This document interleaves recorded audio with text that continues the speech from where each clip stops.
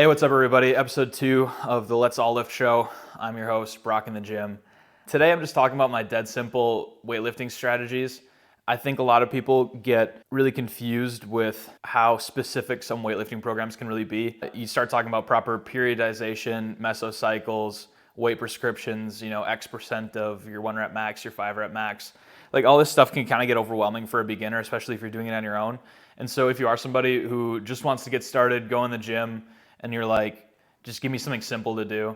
Here's 3 super simple programming styles that you can use to take in the gym on your own and get great results. So the first one is that if you're training for muscle growth, you're training for hypertrophy. It's the 2 words stuck together. It just means increasing muscle size. And hypertrophy training, I've heard this before, it's kind of idiot proof.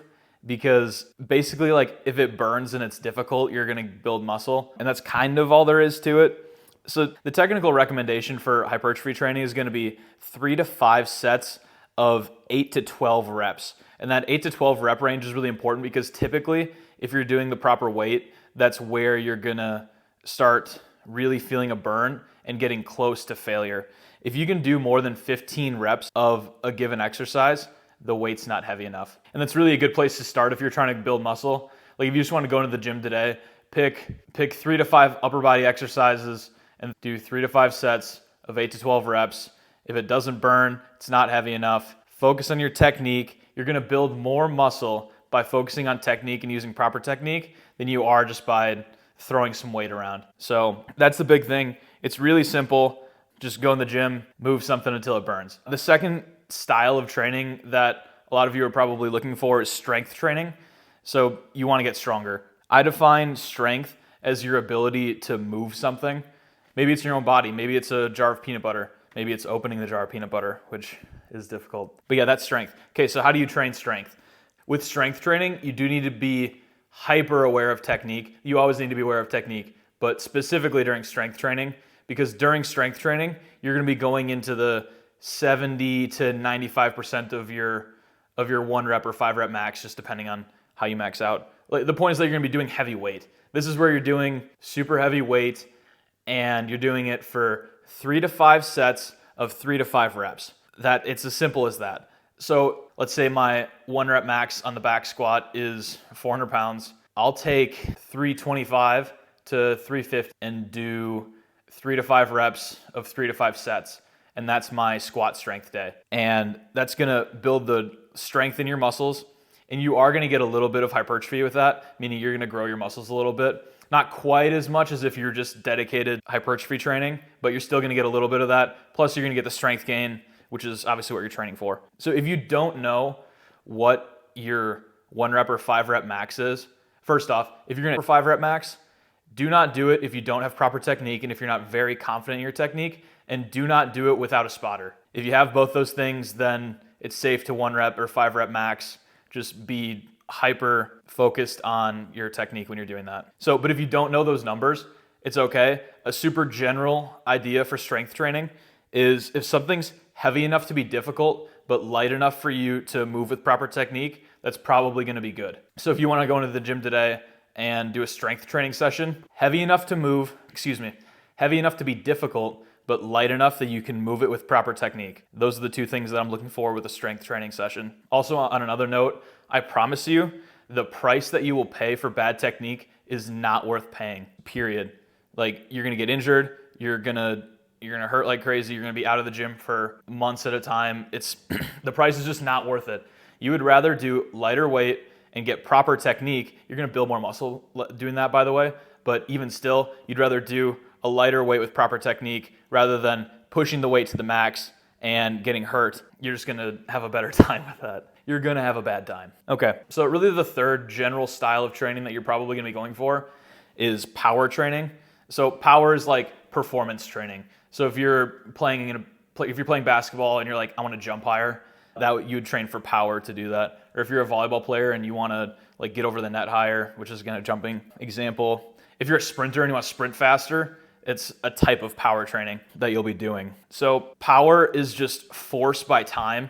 So how much force can you move in the shortest amount of time?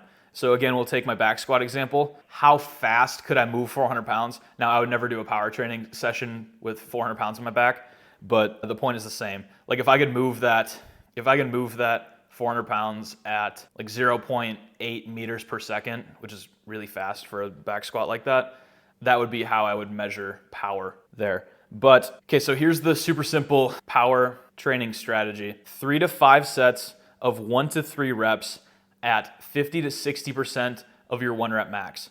So again, if you don't know your 1 rep max, just take a good estimate and then cut it in half. And then with those 1 to 3 reps, you're doing them as fast as possible. So as explosive as possible. Now that doesn't mean if I'm in a back squat, I'm going down, up, down, up, down, up. Like you're gonna get hurt doing that. That's not what I'm talking about. Go controlled on the way down and explode on the way up. All with proper technique. Again, if you're rocking forward on the balls of your feet or you're like falling back or whatever you're doing, like you're not training power, you're just kind of throwing weight around and you're gonna get hurt. So just don't do that. Yeah, so again, I can't really emphasize that enough. Go slow and controlled on the eccentric phase, so on the way down, and then explode on the way up. It's same thing for a bench press if you're training power in your upper body. Slow and controlled on the eccentric phase, and then fast on the way up. All controlled. If you feel like you're ever out of control, you gotta lower the weight or you gotta improve your technique. And so that's really it. Those are the 3 main styles of training that most beginners and intermediates will be comfortable with and familiar with. And if you're somebody who wants to use those today and like make your own program, here's how I would framework that. So if you're training for hypertrophy, so if you're training for increasing your muscle size, go 4 weeks of hypertrophy training. So 4 weeks of 3 to 5 sets of 8 to 12 reps. And then go 3 weeks of strength training, 4 weeks of hypertrophy, 3 weeks of strength, 3 weeks of hypertrophy. Bouncing back and forth between those 2 training styles is gonna help you fight through those plateaus, number 1. And number 2, it's gonna keep the muscle that you're building functional.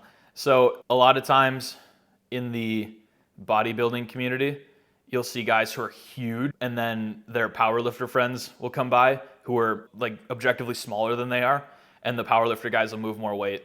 It's because the bodybuilder guys have non-functional muscle. Like they just have a ton of size, but that muscle is not very usable. It's important when you're training for muscle size to still keep that muscle functional, because if it's not functional, there's gonna come a point in time where your hypertrophy training is just gonna plateau. You're not gonna be able to move any more weight and progressively overload, and you'll have to do it at some point, cycle through a strength cycle. If you're going for strength training, go 4 weeks of hypertrophy training to increase the muscle size, and then go 4 weeks of strength training to take that new muscle and make it stronger. Go 2 weeks of power training in order to make that strong muscle exert force as quickly as possible, and then go 2 weeks of hypertrophy training to increase muscle size again, and then go 4 more weeks of strength training.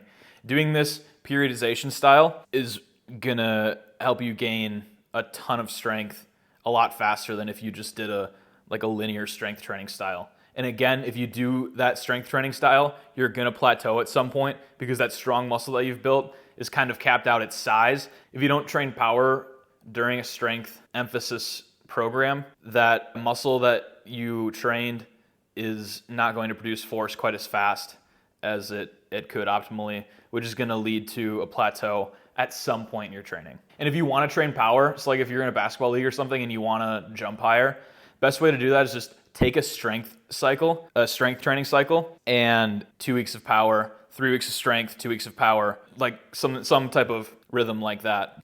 If you keep training power just continuously and only training power, there comes a point where the muscle that you have in place has just like maxed out its power, and you need to add muscle, and then you need to make that muscle stronger in order to increase the power that the entire muscle can output. Okay, so basically that's it. My super simple weightlifting strategy for beginners. If you're intermediate or advanced, you're gonna need more detail than what I just laid out. But this is a fantastic place to start if you're a beginner and you just wanna hop in the gym and move some iron.